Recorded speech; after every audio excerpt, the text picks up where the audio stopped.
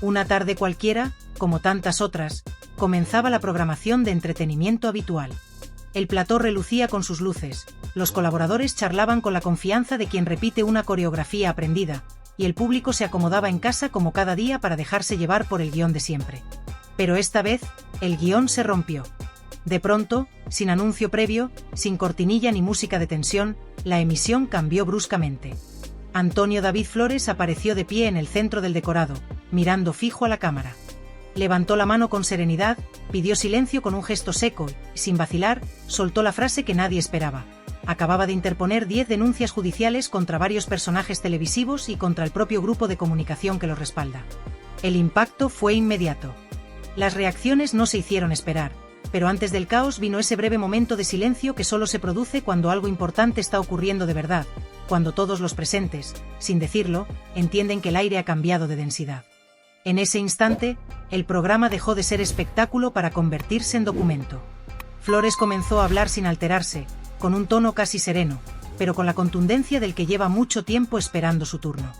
Desgranó uno por uno los nombres de los señalados: Jorge Javier Vázquez, Carlota Corredera, María Patiño, Kiko Hernández, Rocío Carrasco, cada nombre acompañado de un folio, un dato, un argumento. Sacó un fajo de documentos con el sello del juzgado de Málaga, lo sostuvo ante la cámara como si se tratara de pruebas definitivas y afirmó que, a partir de ese momento, el circo mediático había terminado para él. Los técnicos, tomados por sorpresa, tardaron apenas unos segundos en reaccionar, pero bastó para que el plano captara los rostros de los presentadores.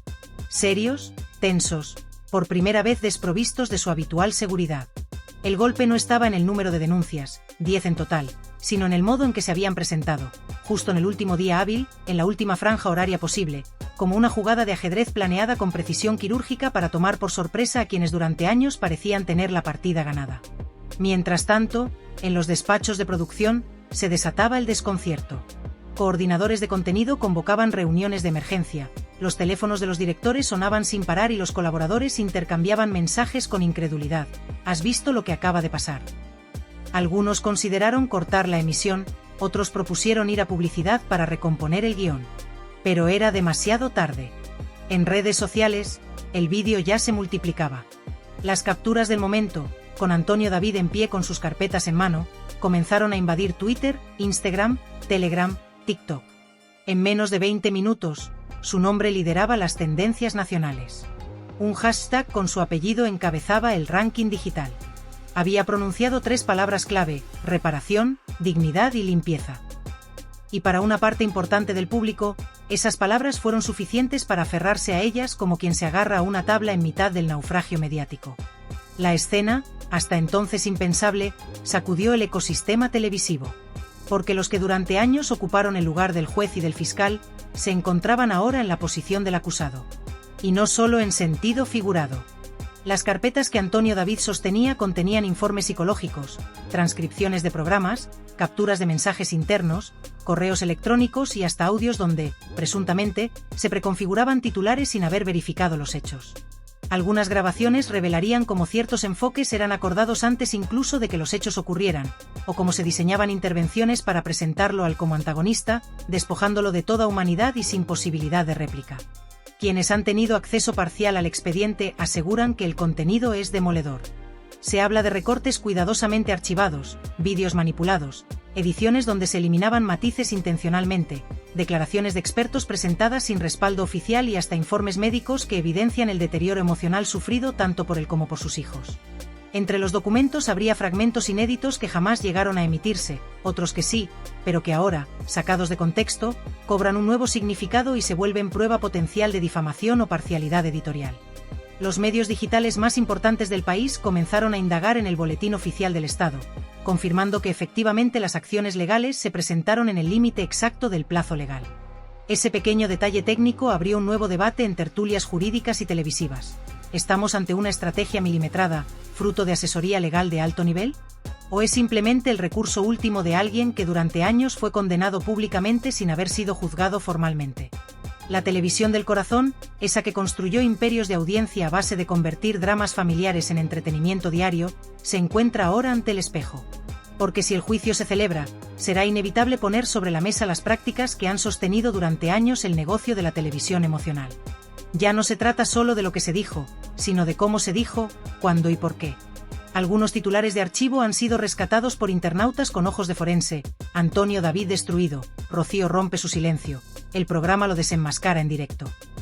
Titulares que antaño eran consumidos con indiferencia, hoy pueden convertirse en pruebas de acusación. Si el juez lo estima, claro. Mientras el revuelo mediático se multiplicaba por segundos, comenzaron a circular versiones alternativas, especulaciones nacidas en pasillos de redacción y grupos de WhatsApp entre tertulianos y excolaboradores. En cuestión de horas, los rumores se convirtieron en conversación pública, que si Antonio David Flores estaría negociando discretamente su regreso a la televisión, que si alguna productora estaría detrás de una operación de limpieza de imagen orquestada al milímetro, que si incluso se estaría rodando, en secreto, una serie documental que contará su historia con su propia voz, bajo sus propios términos. Las hipótesis se esparcieron como pólvora. Algunos decían que era una maniobra de reposicionamiento personal diseñada con precisión por asesores de comunicación y expertos en narrativa pública. Otros aseguraban que era un plan para volver a colocarse en el tablero mediático, pero con un rol distinto, ya no como el acusado sin defensa, sino como el denunciante con pruebas.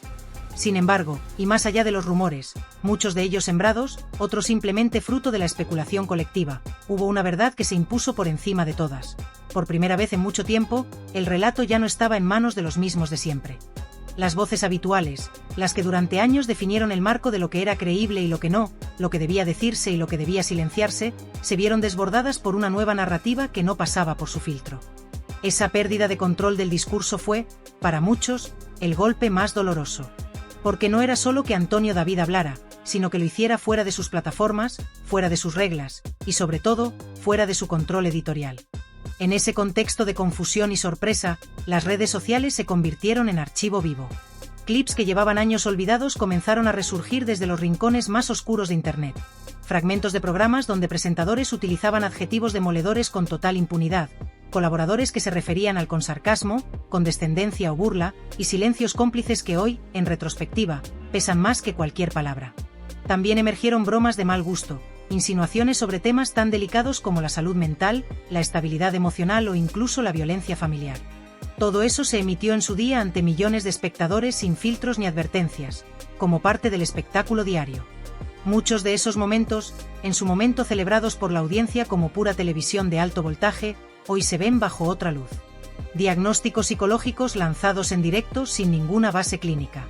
Opiniones disfrazadas de hechos, titulares incendiarios que anticipaban una sentencia sin juicio, y testimonios completamente desprestigiados en plató sin derecho a contraste, sin derecho a matices, sin derecho a voz. La televisión convirtió la tragedia en show. Y ese show, que durante años fue rentable, hoy vuelve como un eco incómodo, una reverberación inesperada que devuelve preguntas que nunca se hicieron con suficiente seriedad. ¿Dónde está el límite entre información y linchamiento? ¿Qué papel juega el medio cuando decide asumir el rol de juez y parte? ¿Hasta qué punto una narrativa colectiva puede destruir la vida privada de una persona? Lo más inquietante de esta situación no es el escándalo puntual ni el giro dramático en la historia. Lo verdaderamente perturbador es el cuestionamiento estructural que todo esto plantea, la posibilidad de que durante años se haya construido un modelo de televisión basado en la deshumanización, en el señalamiento público, en el empobrecimiento emocional del otro como forma de entretenimiento. Y ahora, con las pruebas sobre la mesa, ese modelo se tambalea.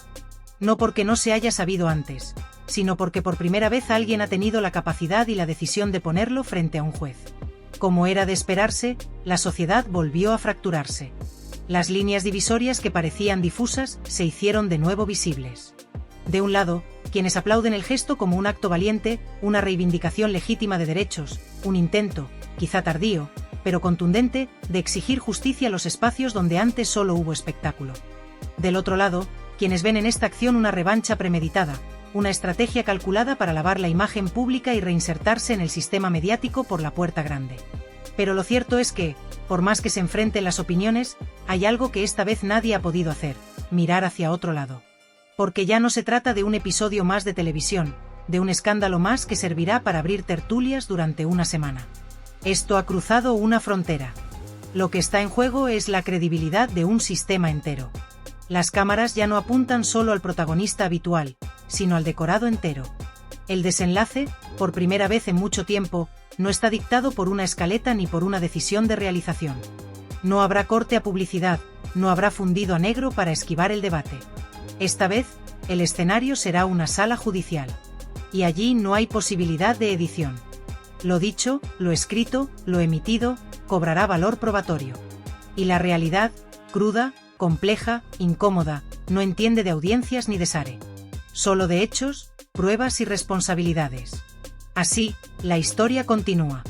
Pero no como una saga televisiva, sino como un proceso que podría redefinir los límites entre libertad de expresión y daño reputacional. Y mientras tanto, todos, medios, espectadores, periodistas, colaboradores, observan con una mezcla de fascinación y temor, sabiendo que esta vez, quizás, el verdadero juicio no será el que dictará el juez, sino el que ya ha comenzado a gestarse en la conciencia colectiva del país. Hasta hace poco, nadie imaginaba que algunos de los rostros más populares de la televisión acabarían recibiendo requerimientos legales en lugar de aplausos. Sin embargo, el silencio que hoy se respira en ciertos pasillos de las productoras no es casual. Las cámaras siguen grabando, sí, pero con una tensión distinta, casi como si cada palabra pudiera transformarse en prueba. No es paranoia. La advertencia ya se hizo carne la semana pasada, cuando un fragmento filtrado de un programa mostró a un redactor, en apariencia relajado y fuera de emisión, dirigiéndose a Antonio David con el apelativo de desequilibrado. Las imágenes se propagaron en cuestión de horas por Twitter bajo el hashtag acoso televisivo y alcanzaron cifras vertiginosas de reproducción.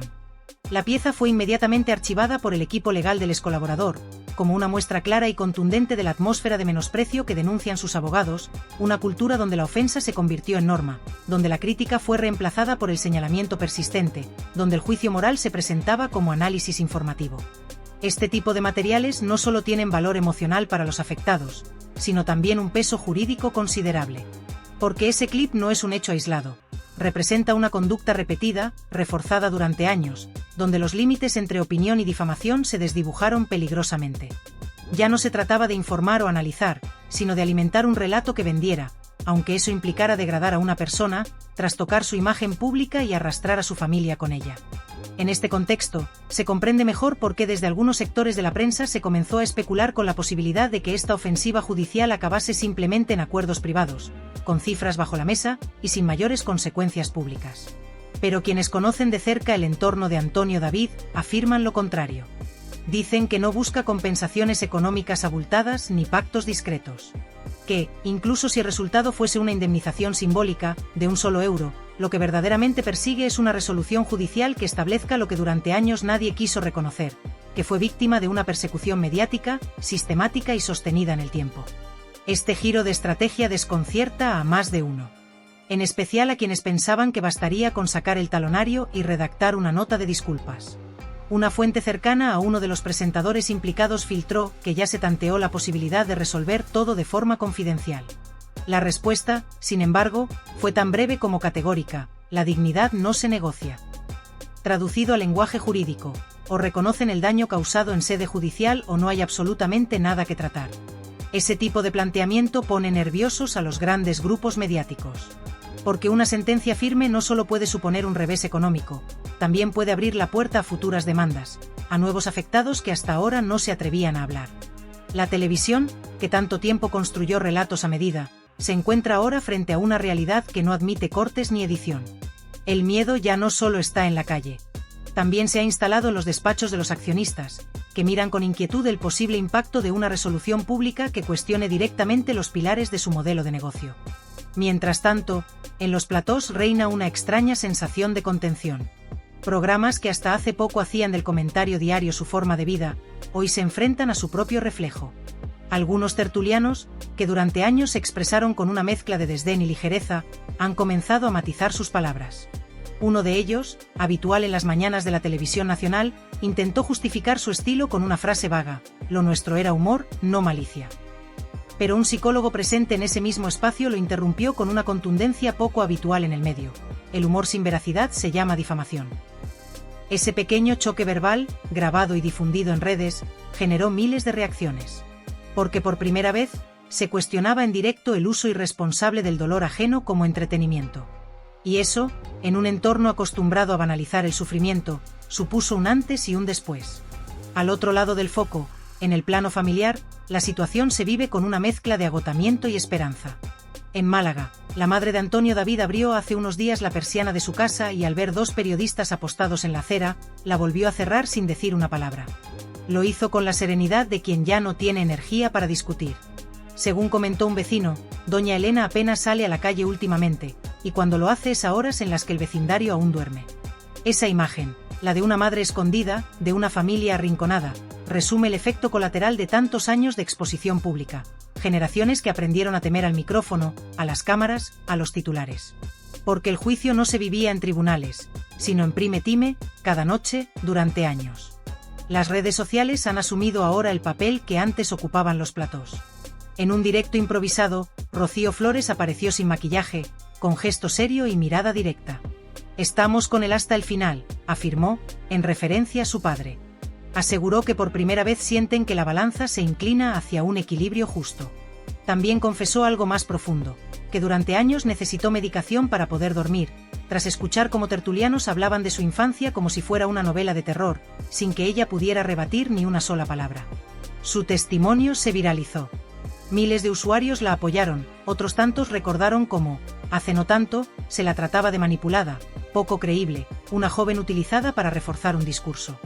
Ese contraste entre lo que se decía de ella y lo que muestra ahora en directo pone en evidencia lo más doloroso, como la percepción pública puede construirse sobre cimientos falsos si se repite el mismo relato el tiempo suficiente. Y no es la única voz que emerge tras años de silencio. Una antigua participante de un reality, cuyo contrato fue cancelado tras cuestionar la narrativa televisiva en torno a Rocío Carrasco, ha concedido recientemente una entrevista a un canal digital independiente. En ella, explicó que cada viernes los redactores del programa recibían documentos internos donde se indicaban instrucciones precisas sobre cómo enfocar los vídeos, qué adjetivos usar, qué planos reforzar. En el testimonio que rápidamente circuló por plataformas digitales, una antigua colaboradora reveló detalles que, para muchos, confirmaban lo que durante años fue un secreto a voces. Según su relato, no solo se pautaban los temas a tratar, sino que los redactores y colaboradores recibían instrucciones concretas sobre cómo enfocar cada segmento. Se les indicaban no solo las ideas principales, sino también qué emociones debían provocar en el espectador. Palabras como terror, maltrato o miedo no surgían de forma espontánea, eran expresiones cuidadosamente elegidas y marcadas en los guiones como puntos clave para generar impacto emocional, con el claro objetivo de mantener a la audiencia cautiva y maximizar la atención. No era una coincidencia, sino una estrategia deliberada, diseñada por profesionales que sabían que el sufrimiento vende y que las lágrimas, reales o no, aumentan el SARE. Lo que se presentaba ante el público como un ejercicio de información y denuncia social era, en realidad, una fórmula comercial estudiada hasta el mínimo detalle. Esa entrevista, grabada sin luces de plató, sin retoques estéticos ni filtros de producción, captó a miles precisamente por su crudeza. La ausencia de artificios contrastaba con el artificio sistemático que ella misma denunciaba. Su voz temblaba por momentos, pero no por falta de convicción, sino por la carga emocional de exponer un engranaje que había formado parte de su rutina profesional. El vídeo se hizo viral en cuestión de horas, alcanzando una audiencia inesperada y provocando un aluvión de comentarios, reacciones y análisis. Para muchos, fue como ver caer una máscara. La confirmación de que detrás de aquel lenguaje que hablaba de justicia y memoria histórica no había una intención periodística, sino un espectáculo guionizado, una representación donde la verdad no era el objetivo, sino un obstáculo a sortear si no coincidía con la narrativa del día. Porque en ese plató no se informaba, se interpretaba. Y quien no se adaptaba al personaje que se le asignaba era directamente borrado del relato. La posibilidad de que estas revelaciones y documentos lleguen a formar parte del proceso judicial que se avecina representa una amenaza directa a la estructura mediática tal y como la conocemos. No se trataría simplemente de discutir si se sobrepasaron los límites con una figura concreta como Antonio David. Lo que se pondría en el centro del debate sería el modelo entero. Ese ecosistema televisivo que durante años convirtió el dolor, la enfermedad mental, los conflictos familiares y los traumas personales en piezas editables, en contenido útil para rellenar horas de programación y generar ingresos millonarios. Sería la primera vez que no se juzgaría solo a una persona, sino a toda una industria. Una industria que, bajo la apariencia de servicio público, operó como una maquinaria bien engrasada de lucro emocional. Conscientes del alcance que puede tener este giro judicial, las grandes productoras ya se mueven con cautela. Diversos despachos de abogados trabajan a contrarreloj para evaluar los riesgos y preparar estrategias defensivas. Al mismo tiempo, firmas especializadas en análisis de medios han comenzado a calcular las consecuencias económicas de una posible sentencia desfavorable. Un informe interno, al que ha tenido acceso un grupo reducido de ejecutivos, señala que si los anunciantes deciden retirar campañas por temor a verse salpicados por el escándalo, las pérdidas podrían superar fácilmente los 5 millones de euros solo durante la temporada de otoño. Y eso sin contar el daño reputacional que podría afectar a largo plazo la relación con marcas, inversores y plataformas de distribución. Porque cuando la imagen de una cadena se asocia con la idea de manipulación y maltrato mediático, no hay cortinilla de entrada ni cambio de presentador que salve la reputación. Ese cálculo frío de pérdidas ha comenzado a agrietar la calma aparente en los platós. Algunos presentadores presionan a sus equipos de comunicación para publicar declaraciones que limpien su imagen lo antes posible, aunque sea a costa de ambigüedades o retractaciones maquilladas. Productores y responsables de contenidos redactan comunicados llenos de frases evasivas, buscando transmitir empatía sin asumir ninguna responsabilidad concreta. Y en paralelo, los equipos legales de los afectados revisan cada palabra pronunciada en televisión, cada mensaje compartido en redes, atentos a cualquier detalle que pueda considerarse una admisión implícita de culpa. Porque una simple frase mal elegida podría reforzar la acusación y servir como prueba ante un tribunal. Frente a esta nueva realidad, muchos han optado por el silencio. Y ese silencio, paradójicamente, dice más que cualquier editorial emitida en directo. La televisión, ese espacio que siempre tenía algo que decir sobre todo y sobre todos, parece haberse quedado sin discurso cuando el foco se vuelve hacia sí misma. Ya no se trata solo de un personaje mediático enfrentando a la opinión pública, ahora es todo un ecosistema enfrentándose a su propia sombra. Una maquinaria que durante años operó sin freno, creyéndose intocable, ahora se ve obligada a justificar cada palabra, cada edición, cada corte de cámara. Por primera vez, el relato no lo escriben los mismos de siempre. Esta vez, no hay un director de contenido decidiendo qué parte se emite y cuál se descarta. No hay guionista redactando frases de impacto ni redactores buscando el adjetivo más escandaloso. Porque esta vez el guión lo escribe la justicia.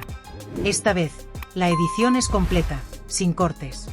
Y el resultado final no será una curva de audiencia, sino una sentencia que podría marcar un antes y un después en la forma de hacer televisión en este país. Y es que cuando una industria basada en el espectáculo permanente se enfrenta a la obligación de rendir cuentas, ya no hay maquillaje que disimule.